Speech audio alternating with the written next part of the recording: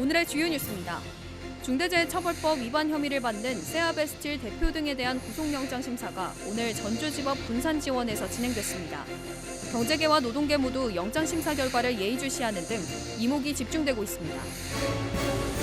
군산시가 올해 종합청렴도 3등급을 달성하기 위해 청렴지킴이 지정 등 신규 과제 7개를 포함한 모두 20개 과제를 추진하기로 했습니다.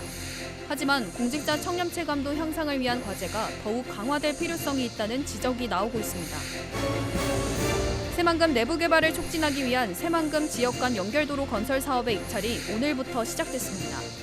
올해까지 기본 설계가 나오면 모두 3개 공구가 나눠 추진돼 오는 2030년까지 20km가 넘는 6차선 도로가 만들어지게 됩니다. 여러분 안녕하십니까? 5월 14일 화요일 종합뉴스입니다. 법원이 중대재해처벌법 위반 혐의를 받는 세아베스틸 대표 등에 대한 구속영장 심사를 오늘 진행했습니다. 앞서 노동계에서는 엄정한 구속수사를 촉구하기도 했는데요. 이번 구속영장 심사 결과에 이목이 집중되고 있습니다. 오영묵 기자입니다.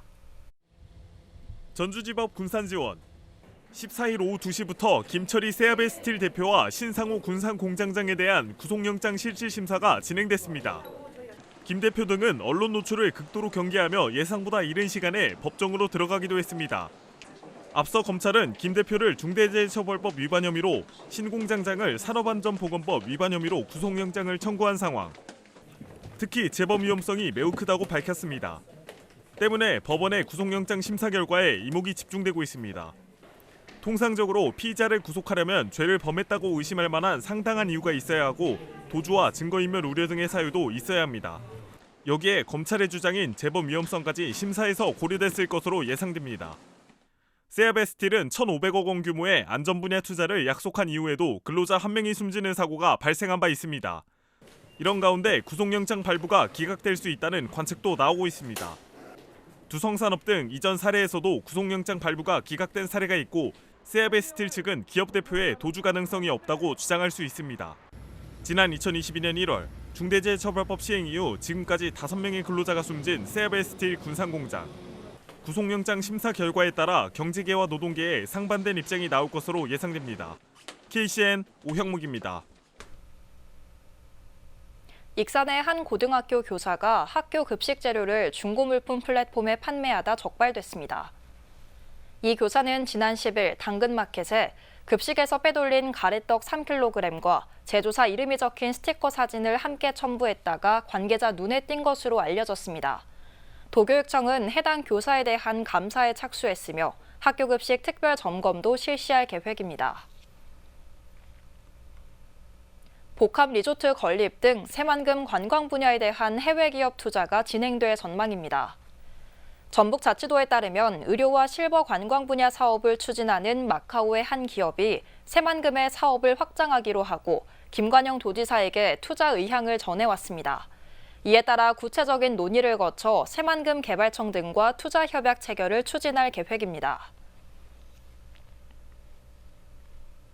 오늘 정부 세종 컨벤션 센터에서 새만금 매립지 관할구역 결정에 관한 법률적 문제점과 개선 방안 모색을 위해 법률적 관점에서 본 새만금의 미래 포럼이 열렸습니다. 이 자리에서 순천향대 김상태 교수는 매립지 관할권 결정과 관련된 지방자치법에 한계가 있고 입법적 보완이 필요하다는 의견을 냈습니다. 또 원광대학교 이상만 교수는 중앙분쟁조정위원회에 현재를 기준으로 관할구역을 결정하는 분쟁조정제도의 문제점을 지적하며 추후 새만금 기본계획 변경 내용을 고려해 매립지 관할구역을 결정할 것을 제안했습니다. 군산시의회가 새만금 기본계획에 메가시티 조성을 담아줄 것을 새만금 개발청에 건의했습니다. 군산시의회는 군산과 김제, 부안을 통합해 새만금 메가시티를 조성하고 공공기관을 적극 유치해야 전북자치도 발전을 이룰 수 있다고 강조했습니다. 또 정부는 지역 균형 발전을 위해 공공기관 이전 후보지를 새만금으로 선택해야 한다고 촉구했습니다. 군산시가 올해 종합청렴도 3등급을 달성하기 위해 20개 과제를 추진합니다. 이 가운데 신규 과제는 7개고 기존 과제 6개는 강화됩니다. 하지만 공직자 청렴 체감도 향상을 위한 과제가 더욱 강화될 필요성이 있다는 지적이 나오고 있습니다. 김은서 기자입니다. 4년 연속 종합청렴도 4등급을 받은 군산시. 시는 올해 종합청렴도 3등급을 달성하기로 했습니다. 우선은 한 단계라도 한번 높여보자, 올해. 그래서 2024년 청렴도를 3등급을 달성하자라는 게 아주 소소하지만 아주 실행성이 강한 목표라고 보고 있습니다. 청렴도 향상을 위해 추진하는 과제는 모두 20개. 이 가운데 신규 과제는 7개입니다. 신규 과제를 살펴보면 공직자 반부패 역량 강화를 위한 청렴 지킴이 지정 및 일부서 1청렴 시책, 청렴 릴레이 캠페인, 청렴 결의 대회, 퇴직자와 청렴한 공직문화 조성 등을 추진할 예정입니다. 또 민관이 함께하는 청렴 문화 확산을 위해 청사 전체 청렴구역 지정, 찾아가는 공사 현장 청렴 컨설팅, 청렴 거버넌스 구축 협약 체결 등에도 나섭니다. 그리고 기존 과제 13개도 계속 진행할 예정입니다. 이 중 6개 과제는 강화됩니다. 고위공직자 교육을 연 1회에서 연 2회로 늘리고 교육 방식에는 골든벨, 뮤지컬 공연 등 새로운 방식이 도입됩니다. 또 모의 신고 훈련과 부패 행위 집중 신고 기간을 운영하고 시장과의 소통 시간을 늘릴 예정입니다. 하지만 지난해 종합청렴도 평가에서 공직자 체감도가 43.3점이었던 만큼 내부 청렴도 향상 활동이 더욱 강화돼야 한다는 지적이 나오고 있습니다. 이를 위해서 고위공직자가 직접 도와주는 민원 처리, 적극적인 민원 사례 공유 등이 필요하다는 것입니다. 특히 민원 관련해서도 많이 직원들의 애로사항이 많잖아요. 이거를 하위직 공무원들이 해결하기보다는 중간이나 고위직 공무원들이 발벗고 나서서 이런 문제를 해결할 수 있는 시스템도 필요하지 않을까. 또한 국별 청렴도 캠페인 성과 평가, 익명 신고 해결 사례 적극 공유 등 20개 과제의 실질적인 평가도 필요하다는 요구가 나오고 있습니다. KCN 김은서입니다. 장점마을 주민들의 집단 암 발병 원인을 제공했던 옛 금강농산 공장이 철거됩니다. 익산시는 옛 금강농산 공장 일부를 철거한 후 나머지 건축물은 환경오염의 중요성을 상기하자는 장점마을 주민들의 의견을 수렴해 생태환경교육장과 기억의 공간으로 활용합니다. 건축물 철거가 완료되면 내년 완공을 목표로 생태축 복원 사업을 순차적으로 진행할 계획입니다. 익산 왕궁에 있는 TY앱이 직원들에게 최대 1억 원까지 출산 장려금을 지급하기로 해 눈길을 끕니다. 농기계 전문기업인 TYM은 첫째 출산 1,000만 원을 시작으로 둘째 출산 3천만 원, 셋째 이상 출산은 1억 원을 비과세로 지급합니다. TYM은 지난 2021년 동양물산기업에서 사명을 변경했으며 익산시와는 업무 협약을 맺고 농기계 부품 공동 개발 등에 협력하고 있습니다. 익산시와 중국 연길시가 우호 협약을 맺었습니다. 정원율 시장 등 익산시 대표단은 중국 연길시를 방문해 우호 협약을 맺고 식품 산업과 경제무역, 문화, 관광 등 다양한 분야에 걸쳐 협력 사업을 추진하기로 했습니다. 한편 익산시 대표단은 중국 연길시에 이어 청도를 방문해 국가식품 클러스터를 홍보하고 생태 보건 사업 등을 살펴봅니다. 도내 건설 경기가 침체를 면치 못하고 있습니다. 호남지방통계청에 따르면 올해 1분기 도내에서 이뤄진 건설공사 계약 금액은 4,564억 원입니다. 이는 지난해 같은 기간보다 62.3%나 줄었습니다.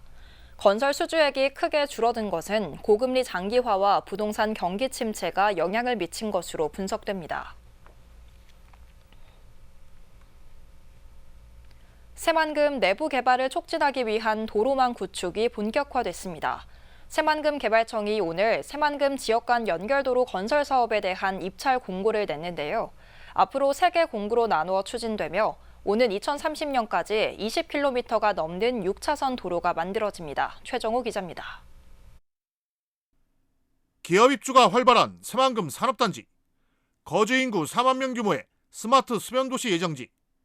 여기에 새만금 내부에는 복합 리조트 건립 등을 염두에 둔 관광 레저 용지까지 있습니다.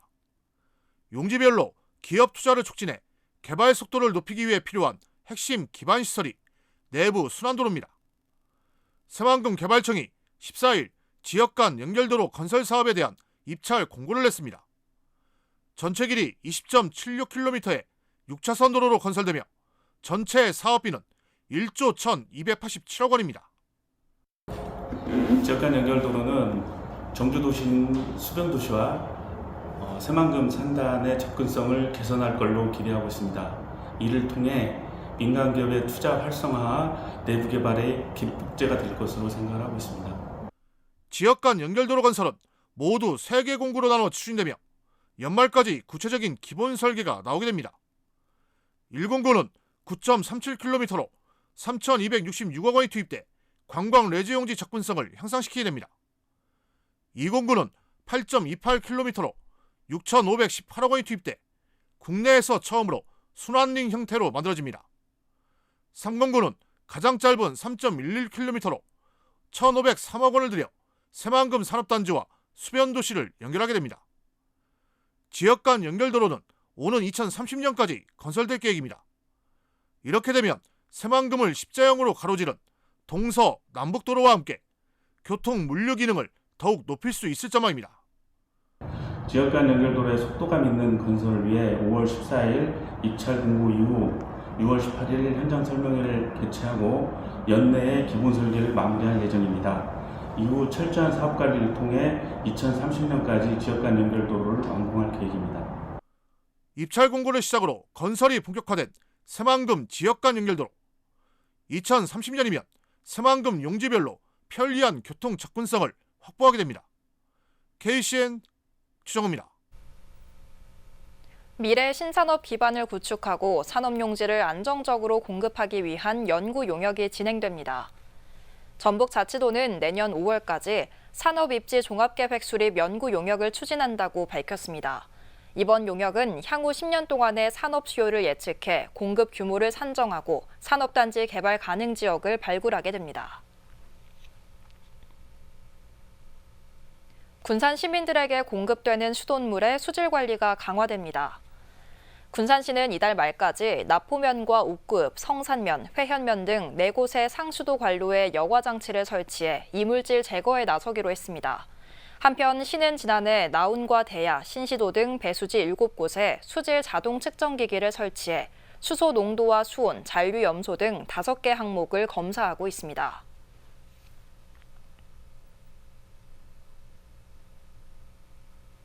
익산 지역 고액 상습 체납자에 대해 부동산 공매가 이뤄집니다.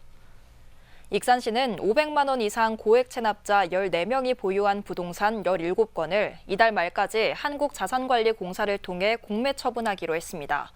이들은 사전 납부를 독려했지만 밀린 세금을 납부하지 않았습니다. 이들이 체납한 지방세는 6억 원 상당입니다. 익산시가 고향사랑 기부금 답례품 이벤트를 마련했습니다. 이번 이벤트는 이달 말까지 진행되며 고향사랑 기부금 10만 원 이상을 기부하고 답례품 신청을 완료하면 자동 응모됩니다. 추첨을 통해 30명에게 3만 원 상당의 추가 답례품이 증정됩니다. 고향사랑 기부금은 10만 원 이하까지 전액 세액 공제되고 10만 원 초과분은 16.5%의 공제 혜택이 제공됩니다. 계속해서 전북권 뉴스입니다. 전북자치도의 소프트웨어 융합 클러스터 사업이 올해 말 종료됩니다. 이 사업은 농생명 산업의 데이터, 네트워크, 인공지능 기술을 접목해 지역의 소프트웨어 융합 생태계를 조성하고자 지난 2015년부터 추진해온 사업입니다. 현재까지 589명 일자리 창출, 207명의 전문 인력 양성, 신사업 발굴 71건, 규제 샌드박스 발굴 6건 등의 성과를 올렸습니다. 특히 올해는 소프트웨어 융합 제품 상용화와 고도화 지원 등으로 기업 지원을 추진하고 있습니다. 전북자치도가 7월까지 도내 다중이용시설을 대상으로 레지오넬라균 검사를 시행합니다. 레지오넬라균은 3급 법정 감염병으로 주로 여름철에 번식하며 감염되면 두통과 근육통, 고열, 설사 등의 증상을 보입니다.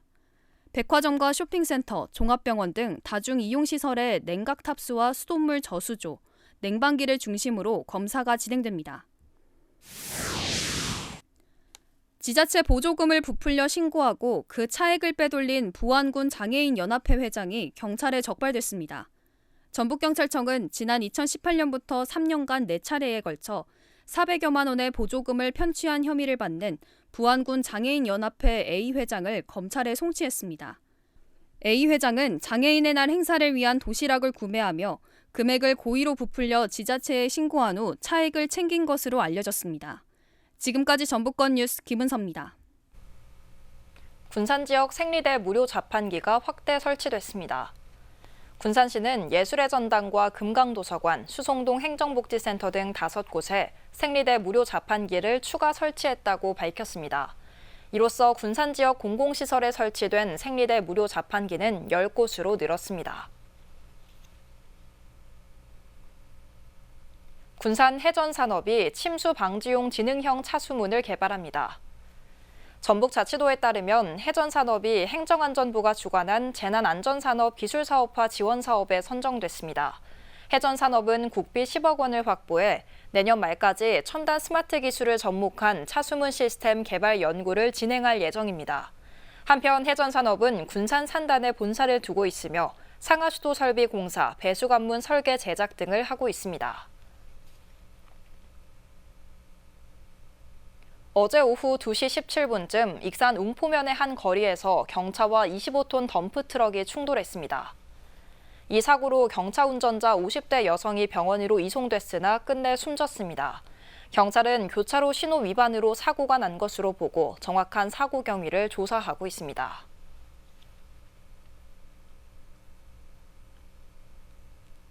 원광대가 개교 78주년 기념식을 오늘 숭산기념관에서 가졌습니다.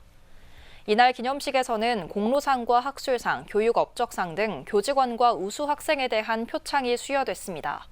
원광대는 원광보건대와의 통합을 전제로 글로컬 대학 예비지정 대학에 선정된 상태로 본지정을 준비하고 있습니다. 다음은 우리 동네 소식입니다.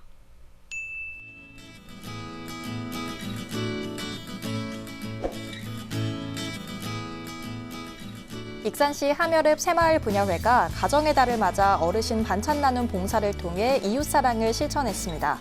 새마을 부녀회 회원들은 정성껏 만든 김치와 불고기를 취약계층에 전달하고 안부를 확인하며 나눔 활동을 펼쳤습니다. 익산시 평화동 새마을 부녀회가 정성을 담아 준비한 밑반찬 나눔 봉사로 이웃사랑을 실천했습니다. 새마을 부녀회는 밑반찬을 저소득계층 30세대에 전달하며 이웃들의 안부를 묻고 건강도 챙기는 따뜻한 시간을 가졌는데요. 한편 평화동 새마을 부녀회는 매년 어려운 이웃들을 위한 다양한 봉사를 실천하고 있습니다.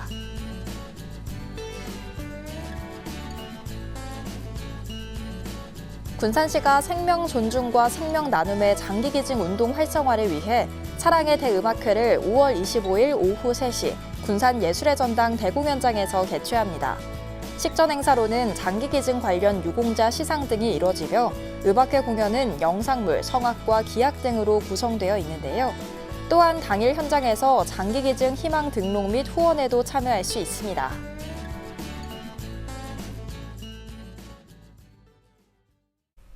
이어서 내일의 날씨입니다.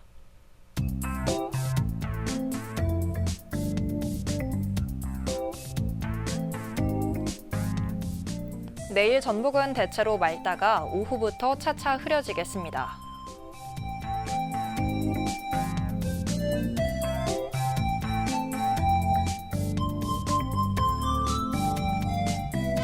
기온은 7도에서 23도 사이의 분포를 보이겠습니다.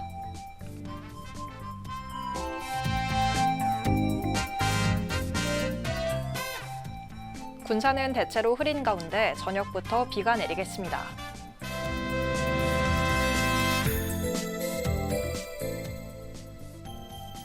익산도 대체로 흐리고 저녁부터 비가 내리겠습니다.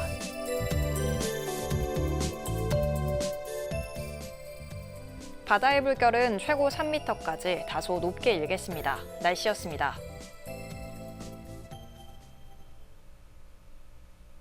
이상으로 KCN 종합뉴스를 마칩니다. 정확한 보도로 늘 함께하겠습니다. 시청해주신 여러분 고맙습니다.